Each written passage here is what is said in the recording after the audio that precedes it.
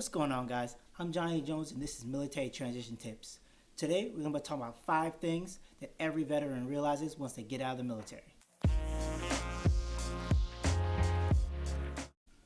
One of the first things that you realize when you get out is that the environment's changed, but people don't. You've had terrible leadership in the military. You had great leadership in the military. You have micromanaging bosses. You had lazy coworkers. Every single one of these things still exists on the other side. When you get out, you're not going to escape a lot of the work culture that was in the military. It'll be different, but some of those key things will still be there. Bosses will still be bosses. You'll still have to meet deadlines. You'll have bosses that'll micromanage you, bosses that'll give you irrelevant information for your tasks. You have bosses that give you ambiguous information and then get angry at you that you didn't follow the direction that they didn't give.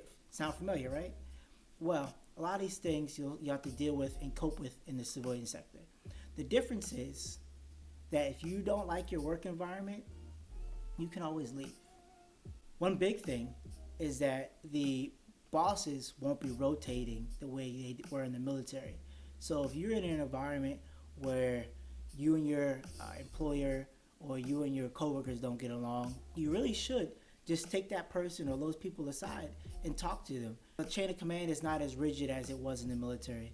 That person is not a staff sergeant or gunny or E6 or E7 that you can't talk to because you're only E3. If you're let's say, a HR representative 1 and you have a senior manager and you aren't getting along, they're not giving you proper information, in a civilian world, you can talk to that person and let them know, hey, I need you to be more clear so that I can get this task done. But make sure you approach the situation properly, respectfully, and according to that person. If that person is someone who likes emails or needs you to schedule some time, do that so that you're already having a leg up before that conversation happens. You'll also realize, once you hit in the real world, that healthcare is expensive. I referenced this in the video before about healthcare having to deal with deductibles and percentages and what does my healthcare coverage cover.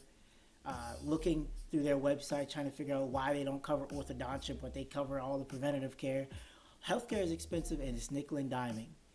Another thing you have to worry about is there's no BAS anymore. You can't just walk over and see the doc and tell them my ankle hurts. You have to either go to the emergency room and figure out what the costs are associated with that, or you have to make an appointment with your primary care. And sometimes your primary care won't be able to see you right away, so you have to make an appointment and wait. And if you go through the VA, then that's a whole other different situation that you have to work through. So healthcare is something you really realize quickly that is vastly different than the military. Another thing you'll notice quickly is that you may not be the go-to person anymore. You were in your shop, you knew everything. You've been there for 4 years. Everybody came to you, asked questions, all the staff, all the officers. You ran that place. And you decided to get out, and now you work at an equivalent job position. But now you find yourself lagging behind a little bit, having to learn, and you realize you're in a different environment. They use different stuff. They use different tools. You may feel a little discouraged. You may have something called the imposter syndrome as well. But just let you know that they hired you for a reason. And do not feel bad if you're no longer the go-to person. Take that time to make sure you learn your systems well. Because there might be somebody else that is the go-to person in this new scenario. Learn from them. Befriend them. Have them be your mentor.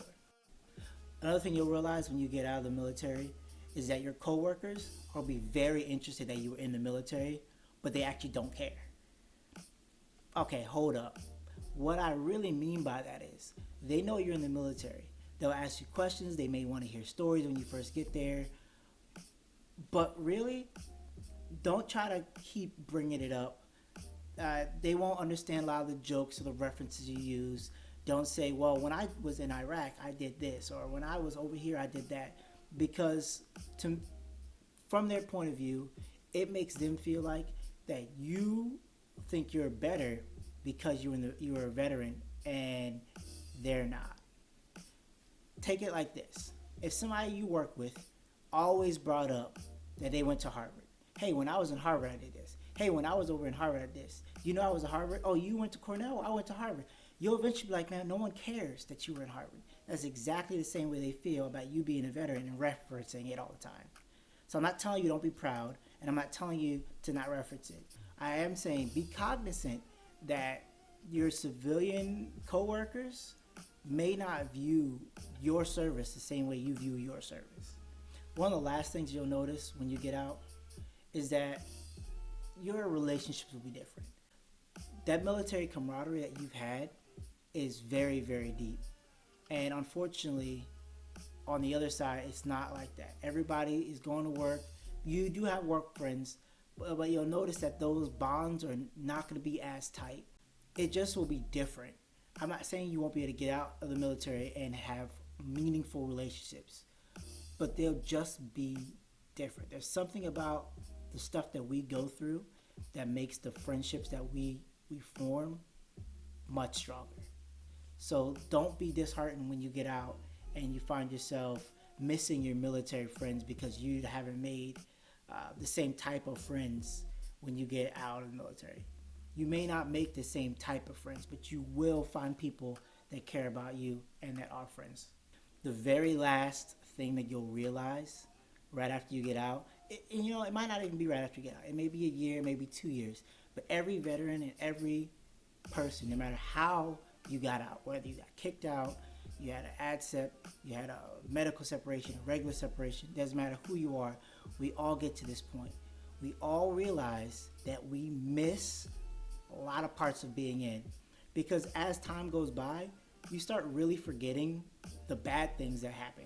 You forget about the time you sat out on the rain waiting on the armory to open for 5 hours to find out that the armory wasn't even opening, and then you have to go back to your bricks.